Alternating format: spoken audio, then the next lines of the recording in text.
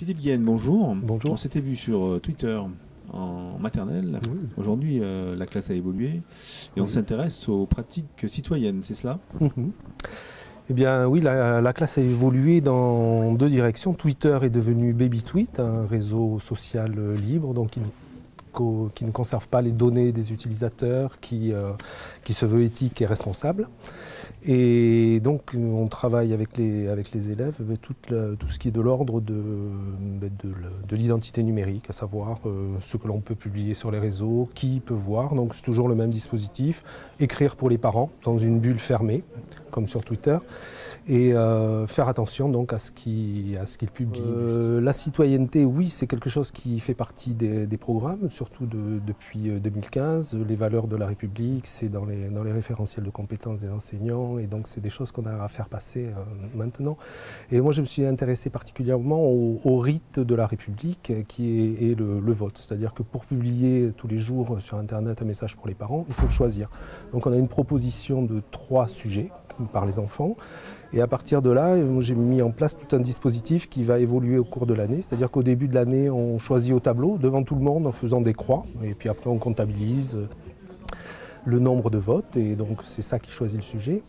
Ensuite, souvent à la faveur des élections, puisqu'on a un rythme où les élections reviennent très régulièrement, je m'appuie là-dessus pour déclencher un vote à bulletin secret avec une urne. Donc tout un tas de modalités, de choix de bulletins, d'enveloppes, de dépouillement, de toutes ces choses-là, comme en vrai. Et ensuite, le dispositif évolue par un vote numérique grâce à une tablette et un petit logiciel qui a été fabriqué par des étudiants de l'IUT de Bordeaux en informatique. D'accord. En termes pédagogiques, on fait verbaliser les enfants, on leur explique, on fait des comparatifs avec ce qui peut se faire dans la vraie vie. C'est quoi en fait? Moi je m'appuie vraiment sur les élections. Il y en a une dernièrement. En général c'est plutôt au printemps, mais là on a eu la chance d'en avoir assez tôt dans l'année, donc finalement ça a évolué assez rapidement. Et on s'appuie sur, souvent il y a des enfants qui vont voter avec leurs parents, donc ils racontent un petit peu ça. Et c'est à la faveur de ces témoignages-là qu'on institue ça dans la classe. Et ça leur donne vraiment une pratique, et ça met du sens aussi sur ces rites de la République, parce qu'aller voter pour un député, ou que ce n'est pas quelque chose qui leur parle. Par contre, le choix du sujet quotidien dans la classe, ça c'est quelque chose qui a du sens pour eux. Il y a 3 ans, puisque c'est maintenant il y a un petit moment, effectivement je n'avais que le premier dispositif, au tableau où on vote devant tout le monde. Alors c'est pas évident de voter, c'est pas pour rien qu'on a fait aussi des élections à bulletin secret. Et puis finalement, je m'aperçois que ça ne change pas beaucoup. J'étais surpris parce que souvent il y a un vote massif pour un sujet, et le fait de passer à bulletin secret, finalement, ça ne change pas trop les résultats. On retrouve quand même ce vote assez massif. En général, les résultats sont tranchés.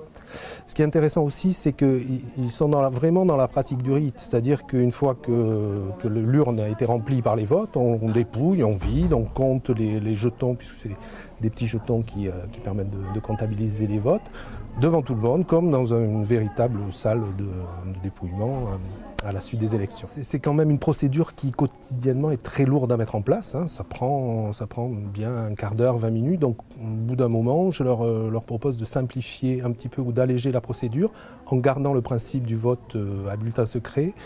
Et donc là, ça se passe non plus avec des jetons choisis, mis dans une enveloppe, mis dans l'urne dépouillée.